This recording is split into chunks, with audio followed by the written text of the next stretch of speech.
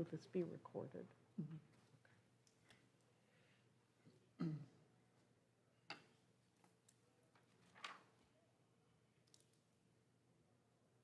Okay, we're on.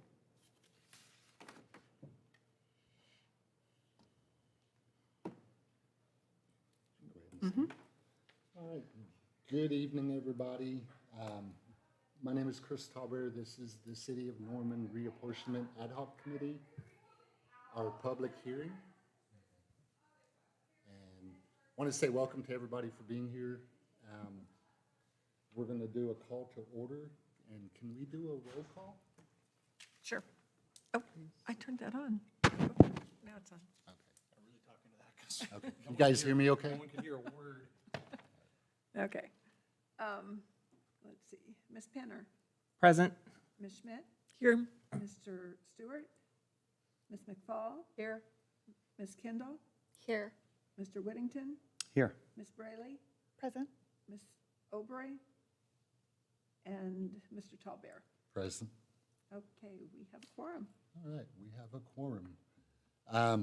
This is a call for a public hearing regarding the proposed redistricting of city wards.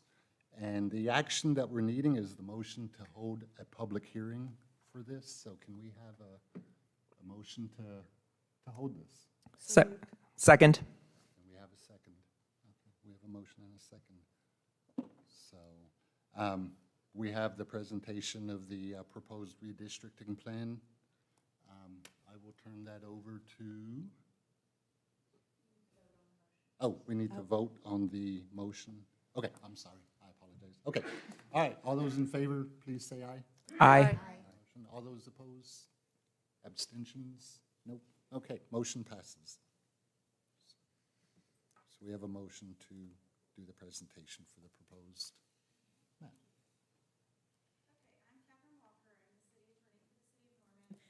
And I want to talk a little bit about the legal framework that governs reapportionment or redistricting.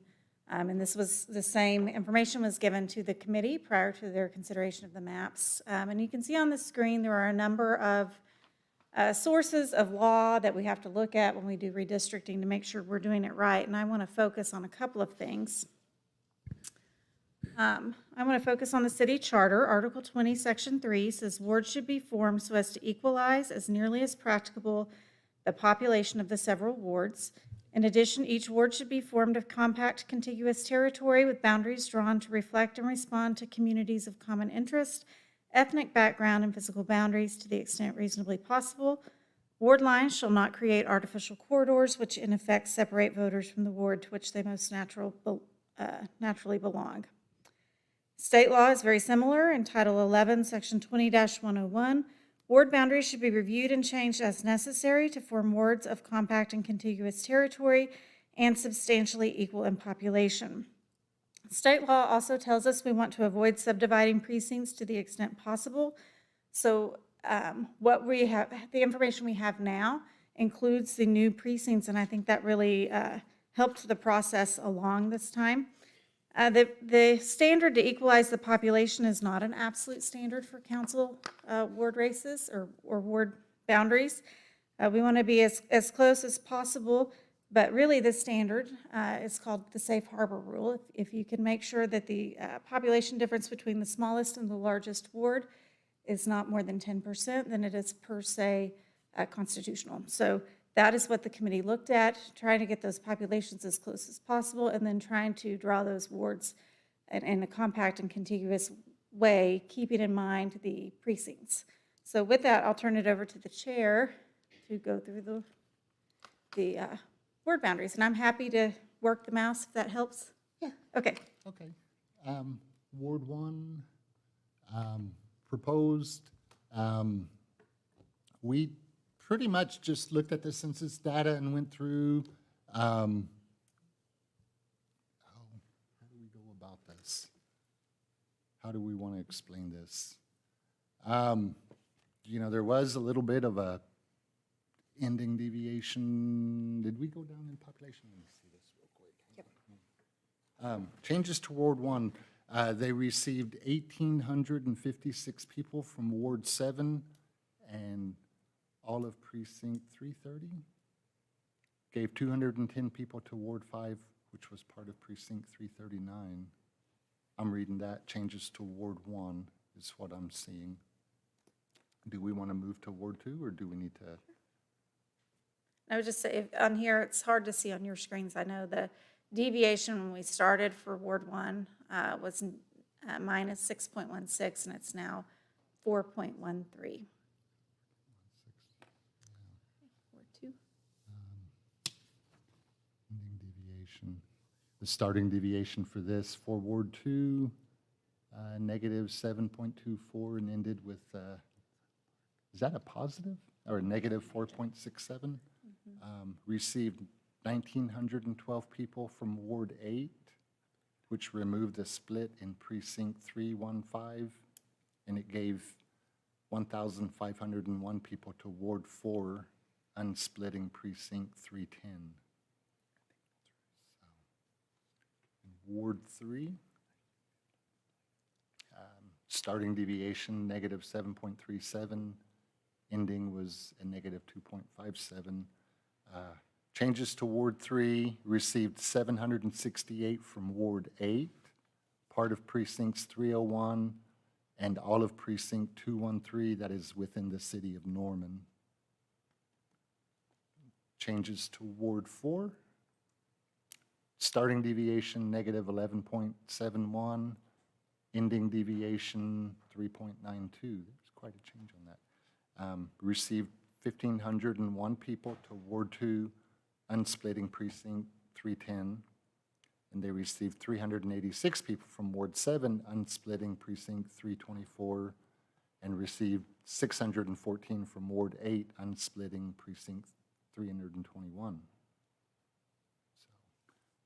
Ward 5, starting deviation 3.79, ending 5.33.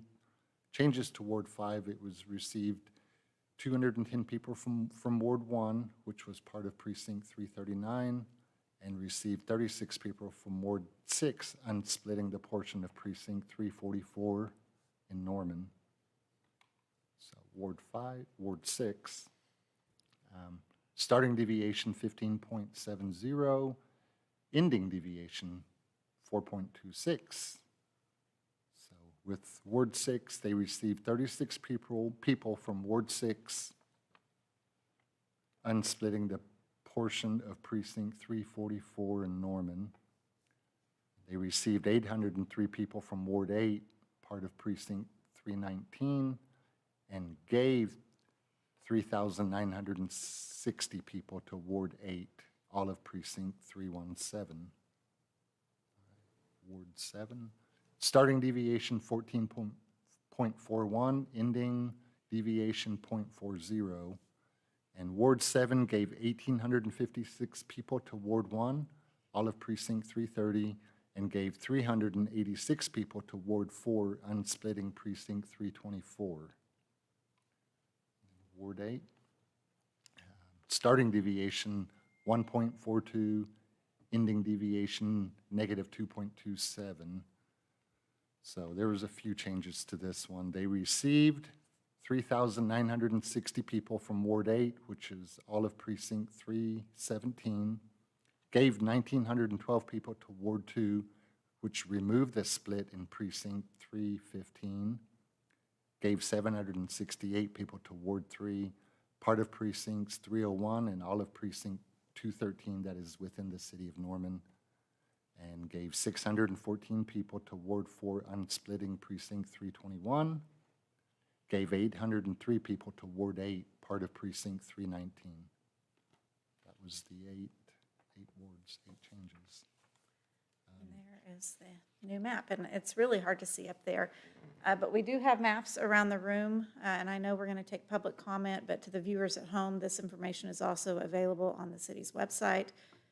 So you're able to go in and look at this and really take some time to look at how the boundaries have changed. And then anyone here will have the opportunity to go around and look at the maps as well. All right. We open for comments now? Okay. All right. Is there any comments? How long do we give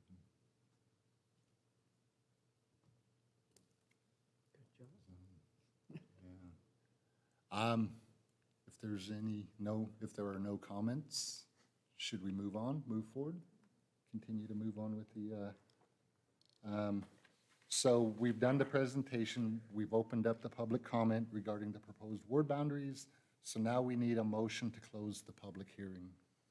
I'll take a motion. So moved. Oh, sorry. Okay, who got that? And can I have a second? Second. Second, okay. So all of those in favor for the motion to close the public hearing, say aye. Aye. And all those opposed? Abstains? Okay, thank you. Motion passes to close the public hearing.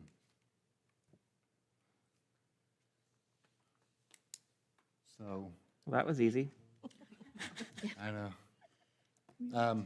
So the next meeting is what we're going to get rescheduled next? Am I correct? And it can't be any sooner than 10 days following this meeting? And I think we looked at getting Yeah, it we in tentatively July. had it scheduled for July 6th. July 6th. Tentatively, the next meeting will be set for July 6th. We're going to send an email, make sure you all can make that to that meeting, but that's when you all would be considering the comments from the public hearing. If we get any out in the audience, that's appropriate to consider, as we walk around and look at the maps. And you all will vote to adopt or change. You can continue working on changing the maps if you wanted to do that at that time.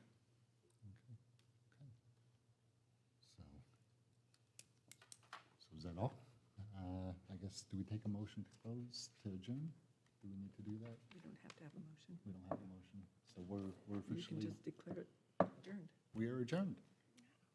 Thank you, guys. Thank you, thank you. Thank you. Thank you.